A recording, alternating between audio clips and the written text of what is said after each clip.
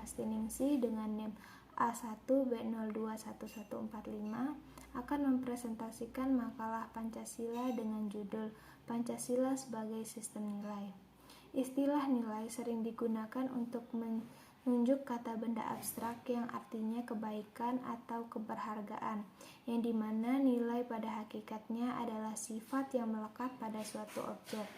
Penyebutan arti kata nilai adalah suatu bentuk penghargaan dan keadaan yang bermanfaat sebagai pedoman umum bagi manusia untuk melakukan atau menimbang suatu tindakan.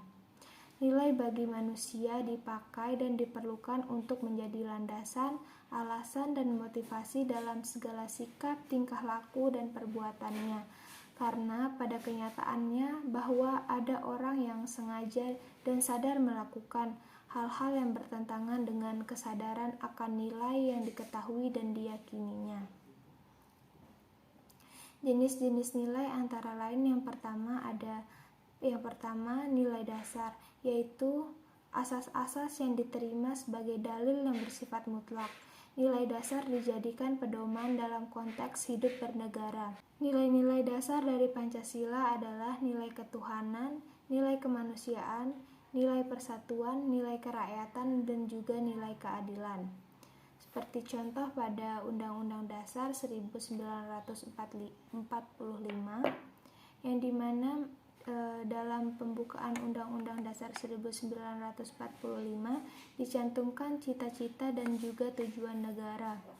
Nilai dasar yang tercantum pada pembukaan Undang-Undang 1945 tersebut dijadikan tertib hukum tertinggi, sumber hukum positif, dan juga sebagai pokok kaidah yang fundamental.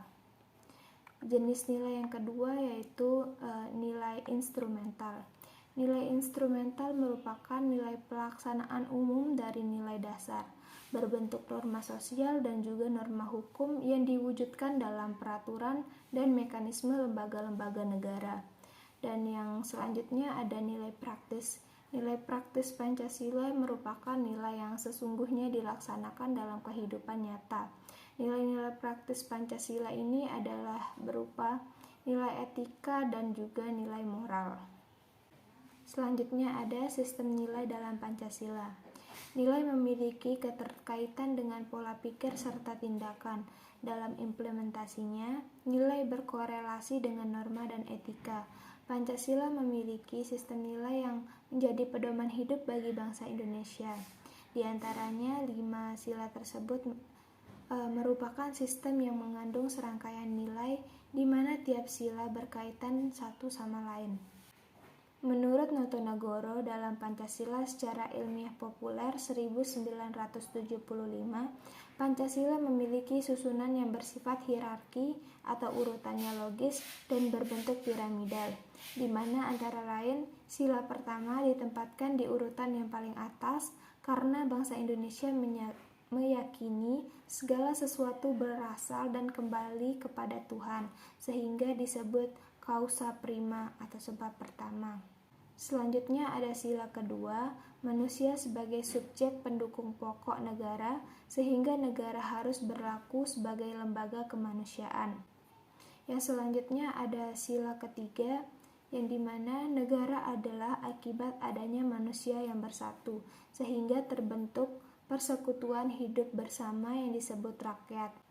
Yang selanjutnya ada sila keempat, yang dimana rakyat mewakilkan kekuasaannya kepada lembaga perwakilan rakyat yang menjalankan fungsi secara bijaksana, mengedepankan musyawarah dan mewakili aspirasi rakyat. Dan yang terakhir, yang merupakan sila kelima, di mana negara memiliki tujuan mewujudkan keadilan sosial bagi seluruh rakyat Indonesia. Selain itu, nilai-nilai Pancasila juga bersifat objektif dan juga subjektif, di mana objektif artinya nilai-nilai tersebut dapat dipakai dan diakui oleh negara-negara lain walaupun tentunya tidak diberi nama Pancasila. Sedangkan nilai yang bersifat subjektif adalah merupakan nilai-nilai Pancasila yang diwujudkan dalam perilaku berbangsa dan bernegara sesuai dengan semua aturan dan undang-undang yang berlaku. Yang selanjutnya adalah makna sila-sila dalam Pancasila, di mana sila pertama ini bermakna setiap warga negara Indonesia bebas menganut dan menjalankan ibadah sesuai dengan agama dan kepercayaannya.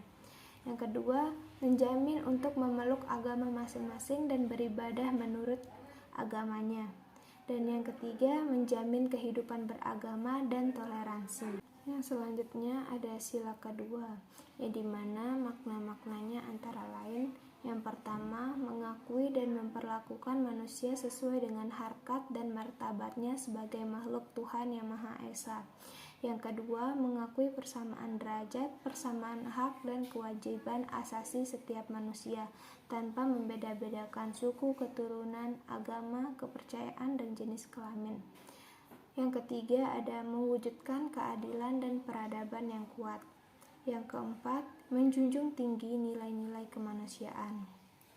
Selanjutnya pada sila ketiga, di mana makna-maknanya antara lain yaitu yang pertama ada nasionalisme, yang kedua cinta bangsa dan tanah air, yang ketiga menggalang persatuan dan kesatuan bangsa, yang keempat menghilangkan penonjolan kekuatan dan kekuasaan, yang kelima menumbuhkan rasa senasib dan sepenanggungan.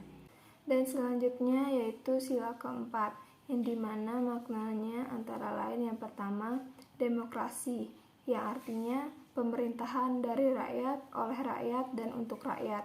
Yang kedua, permusyawaratan, mengusahakan putusan bersama. Dan sila yang terakhir yaitu sila kelima, di mana makna-maknanya antara lain yang pertama, kemakmuran merata bagi seluruh rakyat.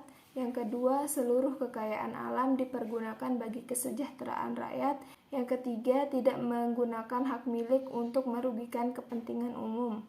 Dan yang terakhir, melakukan kegiatan dalam rangka mewujudkan kemajuan yang merata dan berkeadilan sosial. Itu saja presentasi yang dapat saya sampaikan. Sekian dari saya, kurang lebihnya mohon maaf. Wassalamualaikum warahmatullahi wabarakatuh.